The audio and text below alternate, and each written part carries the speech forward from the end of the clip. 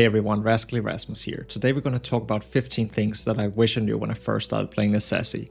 The first thing on my list is that once you upgrade your workbench, which you can do up here initially with 5 demonic bars, you'll actually be able to craft demonic bars using either 3 copper bars, 2 iron bars, or 1 gold bar. When you get to this point, don't just go ahead and convert all your bars all at once, because you will need them still for some specific crafting recipes.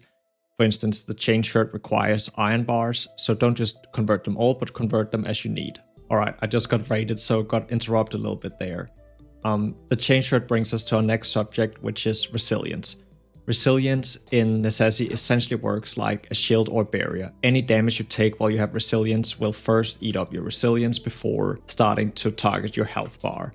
And so resilience is a great way of avoiding taking chip damage. To gain resilience, you simply attack with any weapon and you will gain resilience based on your resilience gain on the weapon up to your maximum resilience. It's also worth noting that resilience does decay pretty rapidly, so that's something to keep in mind. And speaking of chip damage, if you take chip damage, don't forget that you can go to bed to sleep and also heal up very rapidly while sleeping. So that's also a good thing to do in the beginning when you don't have that many health potions. The next tip is that when you're using multiple equipment setups, sometimes you want the same trinket equipped in multiple of your setups. And so let's say I want the Explorer Satchel equipped in all my setups because I like to see in the dark and I don't like it being completely dark around me. Well, if I want to do that, I can simply click on one of the trinket slots that corresponds to one it's in and say use item set, and now I will have the Explorer Satchel here. This also works for cosmetic items and really all other set items. It goes for armor too. So if you don't have anything equipped, you can just click and say use from one of your other equipment setups. And speaking of equipment setups, it's also worth noting that if you're not using your other equipment setups, they can be a very good way to basically use them as extra backspace by putting equipment drops in those spaces. That also goes for the cosmetic slots, and it also goes for the trash can slot here. As long as you don't delete something else, you can use this as extra storage. Next up, I just want to talk briefly about bosses. Like in a lot of other games, you want to kill bosses multiple times in Necesse, so you want to farm them for their loot. And here it's worth noting that if you're playing co-op, the bosses does scale with multiple players. So if you summon it alone and the other player isn't nearby, the boss should remain at its base health.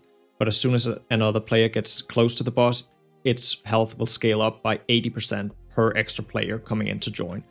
So you don't actually have to group up to take down the bosses.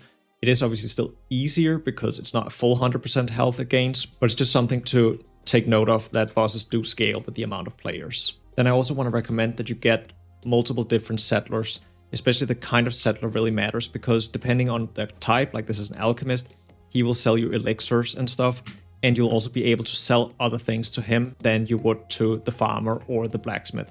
So it's worth getting a lot of different kinds of settlers. It also matters what kind they are depending on what activities they'll be doing. So for instance, if you want a lot of fish, it's worth getting a lot of anglers so they can catch fish for you. With the settlers, it's also important that you feed them for their happiness. And to do that, you need to put food in a chest essentially, and you need to click up here in the top left corner. You can see the green one here to give them access to set storage. It's also really good to give them plenty of access to storage because they will also drop off the items they find for you in set storage if you allow them to.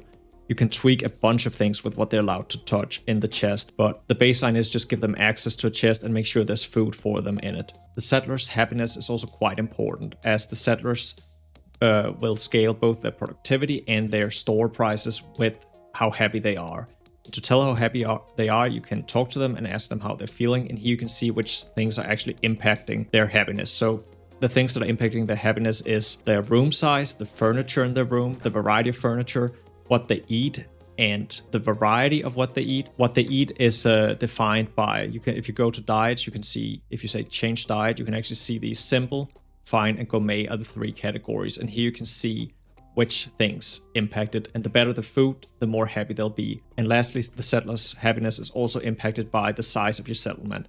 So the smaller your settlement is, the more happy they'll be because they don't like being around other people. So potentially it's better to spread out and have several small settlements in terms of happiness, but you can also get around it by just making sure their rooms are well furnished and they're big and so on. I also want to recommend that you utilize the crafting guide. It's a very helpful thing when you find new things to just pop something in there and see, oh, what can I actually use this for?